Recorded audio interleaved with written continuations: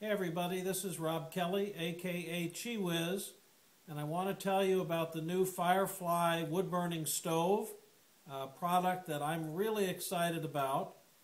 I'm going to show you a lot of things about it, including how it works with a couple of different pots.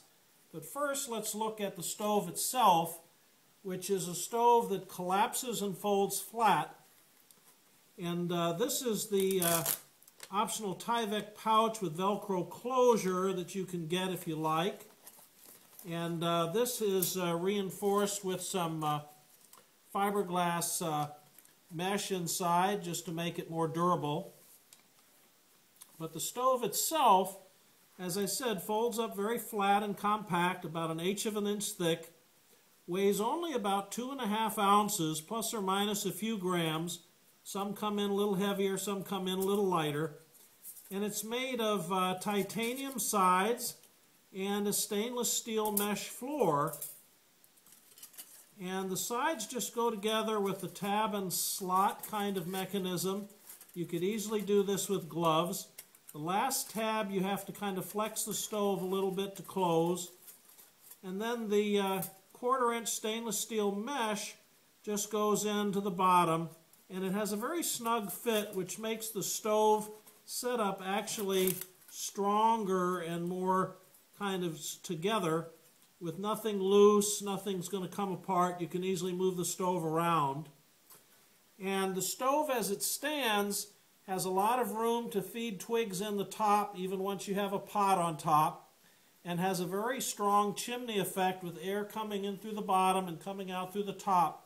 So it does a very good twig quick burn, and one load of twigs will easily cook up a couple cups of water. I always use it myself with some kind of foil underneath, just because I don't want any ash or even embers that might fall down from the bottom of the stove to get into anything like the duff under the stove. So I would recommend that you do the same. In terms of pots, I like a squat pot like this. This is a Kmart grease pot, and it goes on the top very nicely with no difficulty at all. If you like a narrow pot or a cooking mug, this would be an example of what I'm talking about, a Heineken can or a Foster's can. I've supplied a couple of steel wire supports, and these just hook on to the top of the stove, and they form an additional X support. These add all of 3 grams to the weight of the stove, so they really don't add any difficulty to the carry, but they provide a very nice support, so you don't have to be as careful with just exactly how you put your narrow pot or can on top of the stove. You can still feed your twigs in the side. So let's just take the stove apart.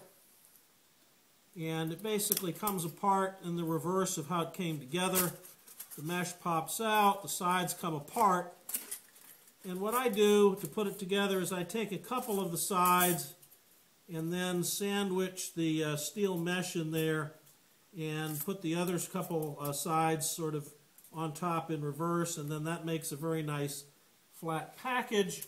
And you can use the Tyvek pouch if you've gotten one of those with your stove, or you could make your own carrying pouch if that's what you prefer. But however you do it, it's very nice and flat, goes into your pack very easily. Let me show you another couple of options. One option I have now is what I call a fuel port option, which is a hole in the side of the stove that allows you, if you want to do a longer burn, once the twig fire is going, to feed longer pieces of wood in. And as these burn, you can just continue to feed them in. And I have an illustration of how that works on the website at QiWiz.net in one of the videos you can see there. So that's the fuel port option. The other new option is what I call the flex port. And a flex port is basically a fuel port that has a door that swings up so that you can use it as a regular stove side if you just want a pure chimney burn, or if you want to have an open fuel port, you swing the door open and then you can feed wood in, as we just demonstrated a minute ago.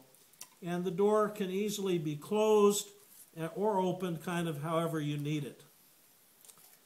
So that's the flex port. Both the flex port and the fuel port can be ordered as either a fourth side of the stove when you order the stove, or as an additional fifth side. A final couple of options that I want to show you are a couple of different floor options. When you're using the fuel port and you're feeding wood in, you've got additional air coming in the side, so it's advantageous to reduce the air coming in through the bottom of the stove. And I have a couple of options for that. One is a perforated steel plate option. This is a stainless steel plate, and the other is a solid titanium plate that has some notches around the edge. Both of these will reduce the ventilation through the floor of the stove very nicely for you. So I hope that's helpful as you're considering what type of stove options you might be interested in as you think about a FireFly in your future. So take care. This is QiWiz saying, keep it light. See you on the trail.